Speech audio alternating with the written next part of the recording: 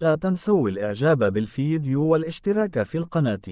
يواصل مسلم مدينتي سبتة ومليلية المحتلتين ارتباطهم بالمغرب على أصعدة عديدة، أهمها الشأن الديني، فعلى مدى عقود ظلت المدينتان تعتمدان على مواعيد المغرب في بداية شهر رمضان والأعياد الدينية التي يعتمد فيها بدوره على رؤية الهلال، عكس إسبانيا التي تخضع لها المدينتان، والتي تعتمد على غرار باقي الدول الأوروبية مواعيد المملكة العربية السعودية.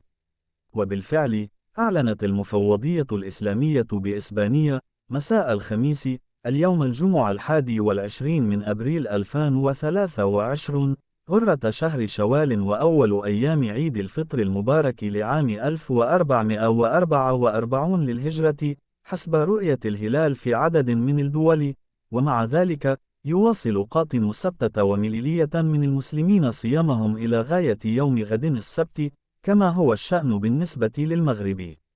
وقالت وزارة الأوقاف والشؤون الإسلامية المغربية إنها اتصلت بجميع مندوبي الشؤون الإسلامية بالمملكة وبوحدات القوات المسلحة الملكية المساهمة في مراقبة الهلال، فأكدوا لها جميعا عدم ثبوت رؤيته.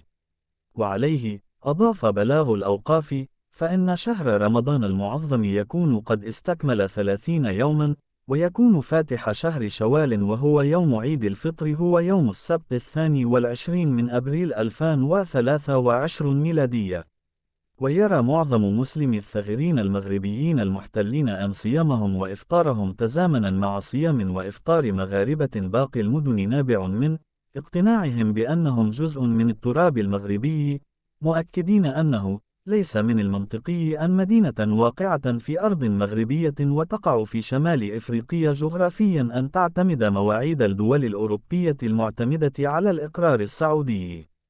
ومنذ يومين، شرع مسلم سبتة ومليلية المحتلتين والقائمون على الشأن الديني بهما في تجهيز المصليات لأداء صلاة عيد الفطر التي ستنطلق في الساعة 9 من صباح يوم غد السبت بتوقيت المدينتين.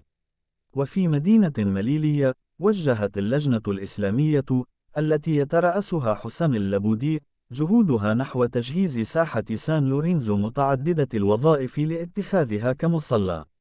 كما تم تكليف الأستاذ الجامعي المغربي عبد الحميد يويو لإلقاء خطبة العيد لإتقانه اللغتين الأمازيغية والإسبانية.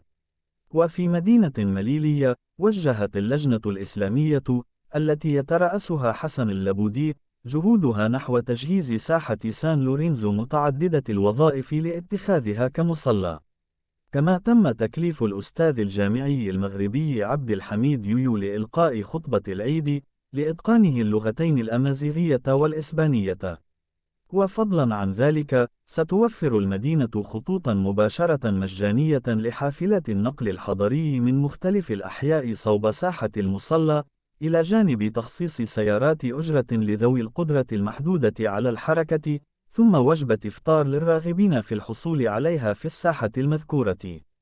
أما في مدينة سبتة المحتلة، فيواصل مسلموها أعمال التنظيف في ساحة لوما مارغاريتا وتجهيزها بالكراسي لمحتاجيها والحصائر والسجادات المخصصة لصلاة عيد الفطر، وطاولات لتوزيع الماء والحليب والتمر على المصلين. وكما هو الشأن بمليلية، تخصص مدينة سبتة وسائل نقل مجانية من الأحياء إلى مصلى عيد الفطر، فضلا عن وحدات للحماية المدنية والصليب الأحمر في حالة وقوع أي حادث، وتعزيز الشرطة المحلية لتنظيم حركة المرور. لا تنسوا الإعجاب بالفيديو والاشتراك في القناة.